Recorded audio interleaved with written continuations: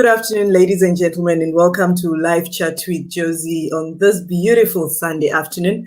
As we commemorate Women's Month, today I am honored to be hosting a First Lady. I'm talking of Mrs. or Her Excellency, the First Lady of Malawi, Monica Chakwera. She's with us today just to talk about those issues that women in Malawi and in Africa would love to be addressed. So we welcome Her Excellency Monica Chakwera. Good afternoon, Your Excellency. How are you? Good afternoon. I'm doing fine. And how are you? I'm doing well. How is it in Malawi today? Oh, yeah. The weather is good. All right. Yeah. All right. Welcome to Live Chat with Josie, and thank you so much for granting us this opportunity for us to speak to you this afternoon. So tell us, how does it feel to be a First Lady? Well, it's a big responsibility, but we accepted it. All right. So, I mean, big responsibility in what way exactly? Because you are a mother of the nation. At the same time, that means you are a mother of everyone. Okay. So that becomes a very big responsibility. So how do you manage to, share your time with the nation, with your husband, and obviously every other thing that you need to do as a woman? It's easy because as long as you are organized in what you want to do and what you want to be involved with, so you can share your time accordingly. And so I work with other people, delegate a lot, so that works out fine. All right, so do you still cook for His Excellency? That is a little bit difficult because of the situation at State House. It would be very difficult to go to the kitchen, but I do put in my input to say, okay, this food we don't like it that much. This food we like it cooked this way and stuff like that. So there's never a time that it feels like I want my wife's touch in this meal, like, baby, just make me that favorite meal I love. I think when we get used to come to that, but right now we're still like new. So maybe I feel sometimes like if I go to the kitchen, they'll be like, what are you doing here? You know, but there are a few things that I do myself because we have our own like quarters where you can do stuff. So I have like my microwave, my own microwave, my own something that I can use for, like so 14 in the evening. Okay, all right. Let's move ahead. So what are the duties of a First Lady exactly? I mean, in a country like Malawi, before we came to this live chat, I mean, I got a lot of messages, inboxes. People really want to know, especially from Malawi, what exactly are your duties as a First Lady in Malawi? There are several duties, actually, and I'm also trying to know them. So you are expected to be present at functions, especially to do with women and children. So I work a lot with, at the moment, I'm working a lot with Minister of Gender, Women, and Children, So we work a lot, we do a lot of things together, and other NGOs that are mainly dealing with children, women. So I'm ambassador of this organization, ambassador of that, on this issue and on that issue. So would you like to just elaborate on what things exactly are you working with the ministers? I mean, Malawians watching us right now would want to really understand, and also not just Malawians. I mean, we have a lot of Africans watching us. Okay. So, for example, like this month, as you said, it's March, is for women. So we had a conference that was involving all Africa. We had what we call Annual Africa Gender Equality Conference from 8 to 10 March. So it was on a Zoom meeting that several people participated from different countries. So I presided over that meeting because it was happening in Malawi as a base of the meeting. So I opened that meeting and closed it, and there were so many discussion groups going on. I participated in some and gave my input in other things. Yeah. So we see most of our leaders, I mean, our leaders, you have these meetings, you have these conferences. So far, what has been implemented from that Zoom meeting that you had that you can say? So this Zoom meeting, government officials participated, civil societies participated, religious organizations participated from all Africa, as I said. And then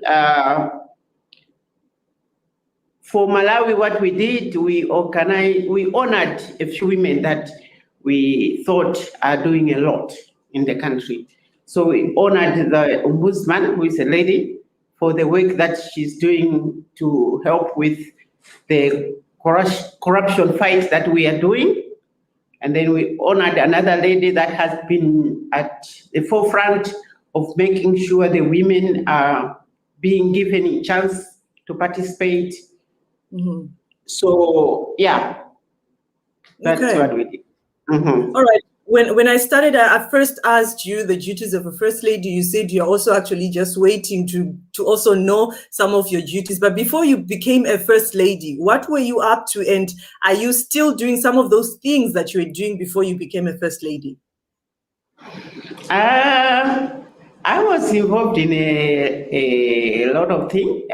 We were church leaders before we came into politics. So we were leaders in the church. So I was dealing with women in the church, how we can develop ourselves, how we can help out with other women in the church. And then at the same time, I used to work. I'm an accountant by profession. So I used to work in different organizations. Yeah. All right. Your Excellency, in Africa, there is a debate, an ongoing debate when it comes to women in politics and their role, I mean, in decision circles. I'm sure you're aware of that.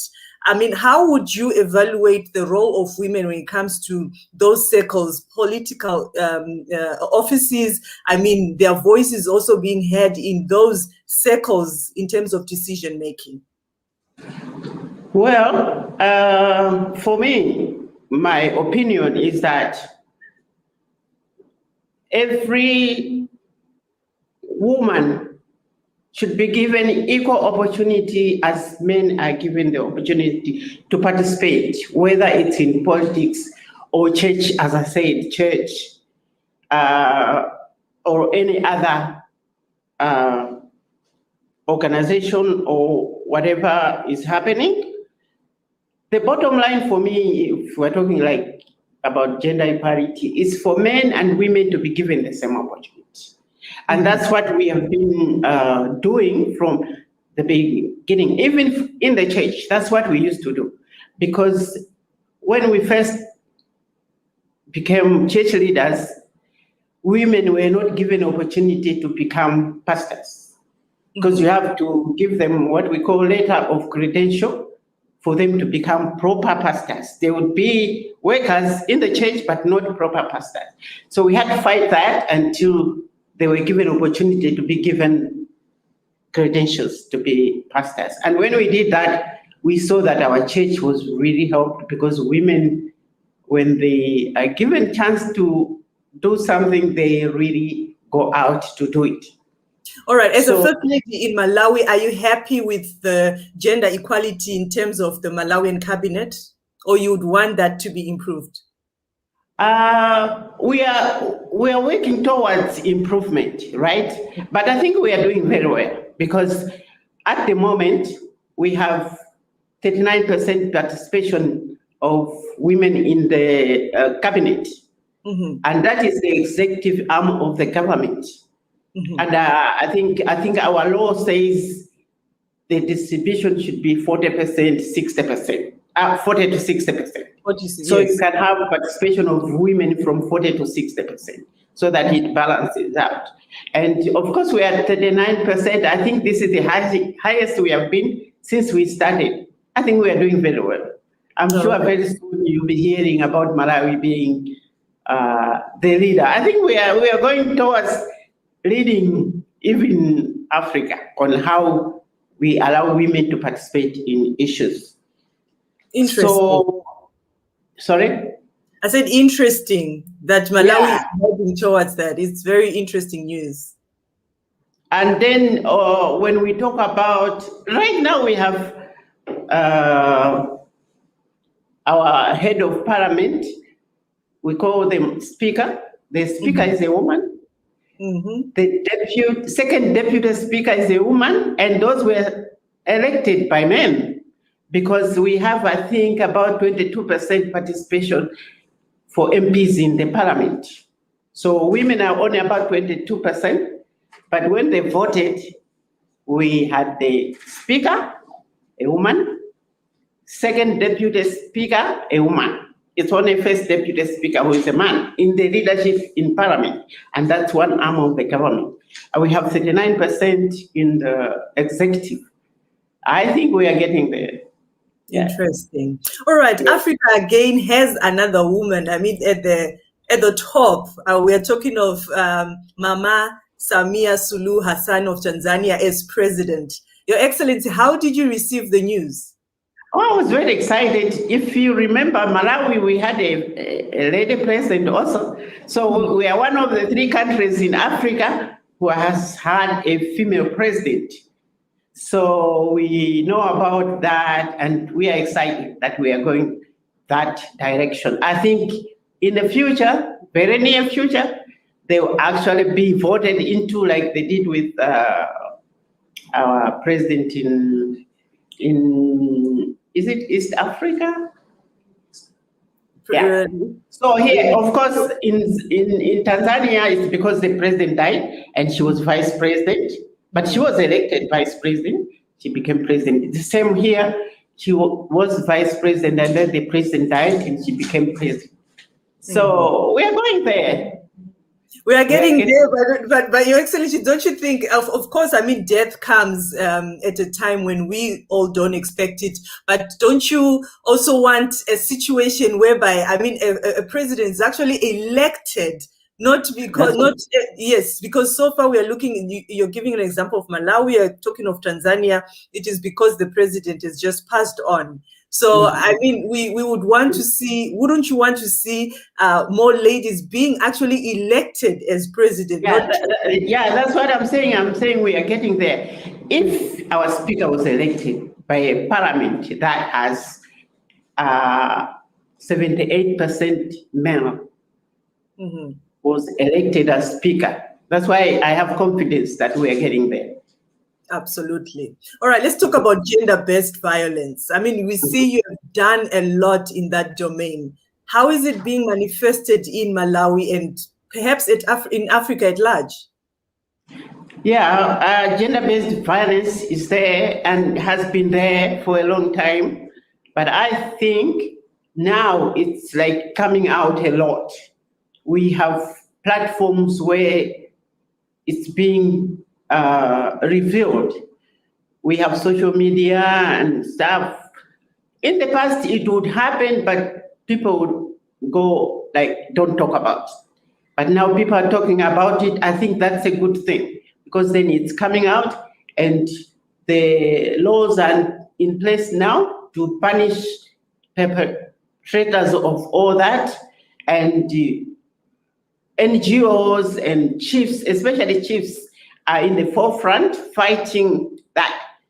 So I think that's a good thing, because very soon people will know that it's a bad thing to do. But why do you think that the GBV numbers have risen so far? Why do you think is the reason? In our country, because of the pandemic, the COVID-19 pandemic, the statistics show us that it's like it increased. Okay, if you know village life, the accommodation in the village is not that big. People are restricted to stay in small rooms, all of them together, because they're not going out. So I think that was one cause of the gender-based violence, especially sexual violence that happened. We saw the numbers increasing. I'm thinking it's coming from there. And because at the same time, we saw girls getting pregnant, more girls getting pregnant, more school girls, young girls getting pregnant. I think it was that situation. So that pandemic affected us. We were not spared. All right, another issue. Sorry, yeah? You can continue.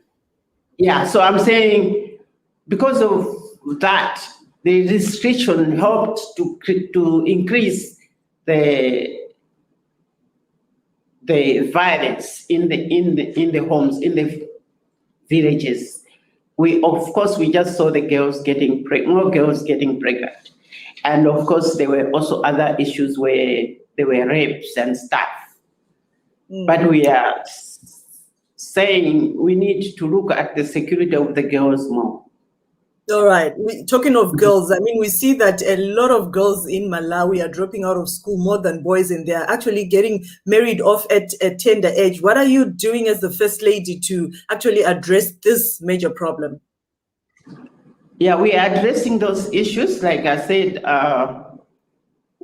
the chiefs are involved in the village to help out. We have some chiefs that have gone out to advocate for girls to be kept in school, not to be married off, because most of it is culture, actually. From culture, a girl is supposed to be married as soon as you see your first periods. You are supposed to be married. You are not supposed to remain in school. So we have put laws in place where we are saying a girl shouldn't be married until 18 years. And by 18 years, we are saying they would have finished secondary school education. And by that time, the girl is mature enough to know what she wants to do. So anybody marrying anyone before 18, you go to court, you take them to prison. So that is helping. People are afraid that they might be taken to court for that. So the government has put in place laws, and then the chiefs are out there advocating for people not to marry young children. Our Minister of Gender, she's very good at going out all over the country, taking to task all those people that are doing stuff like that. So if a girl is married earlier than 18, you take them out from the marriage, put them back to school. That's what is happening at the moment. Okay, so tell us about your relationship with other first ladies on the continent. I mean, do you ladies have a forum where you discuss issues, especially issues in regards to women, as we are celebrating Women's Month? Yes, we have those forums, but at the moment, I think we haven't been relating that much. We haven't been meeting. There have been meetings that have been cancelled because of COVID and stuff, but we are planning for another meeting in April, I think, where first ladies from Africa will meet and discuss issues. But we have visited neighboring countries since we came into this position. So I've had some discussions with some first ladies, like the First Lady of Zambia and Tanzania. We had a meeting and we talked about issues. But we have one organization of African First Ladies that we want to do stuff together. I think we will be meeting for the first time in April. Okay. We had another offline meeting where it was on Zoom, and we also talked about issues. Yeah. All right, Your Excellency, there is a question that everybody has been waiting for me to ask you. I mean, it's been barely 1 year since your husband came into office as the president.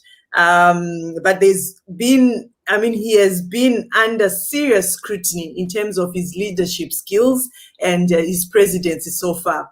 As the wife and as the First Lady, How would you evaluate your husband's performance so far? I think he's doing great. He's been a leader for a long time.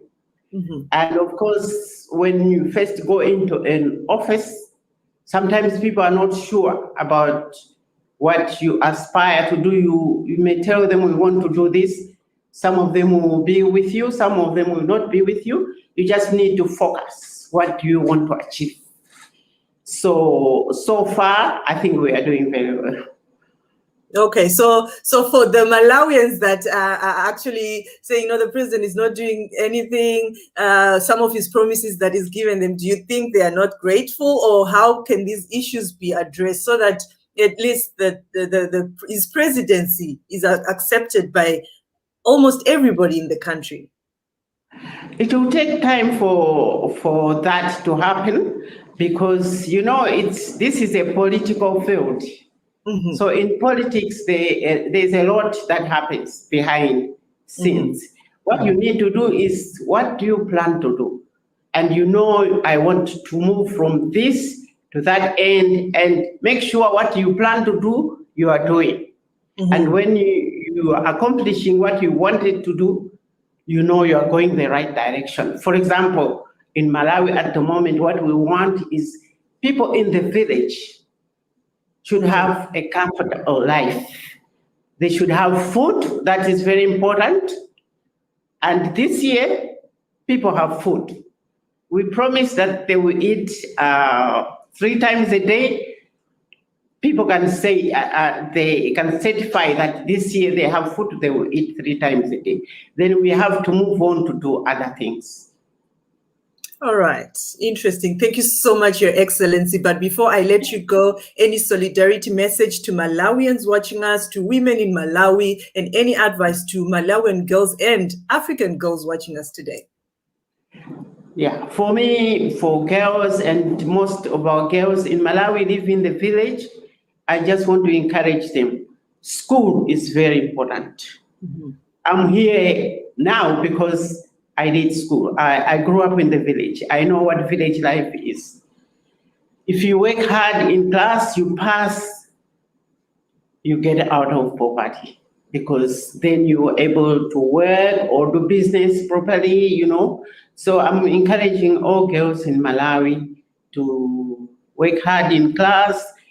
Don't think about marriage until you're 18 years, because then you have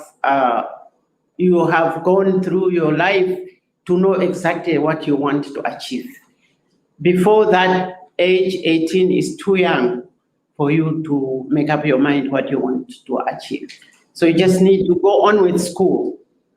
I think for me, that is very important. Okay. Thank you so much, Your Excellency Monica Chakwera, First Lady of Malawi, for joining me today on Live Chat with Josie. I appreciate it. I thank you. Thank you. You're welcome. I was glad to talk to you today. Thank you so much, Your Excellency. There you have it, ladies and gentlemen. I was speaking to the First Lady of Malawi, Her Excellency Monica Chakwera, on issues that has to do with women, especially in Malawi. And of course, we cannot let her go without addressing her husband's presidency so far. But until next time, for another Live Chat with Josie session, I would say have a great weekend. Goodbye.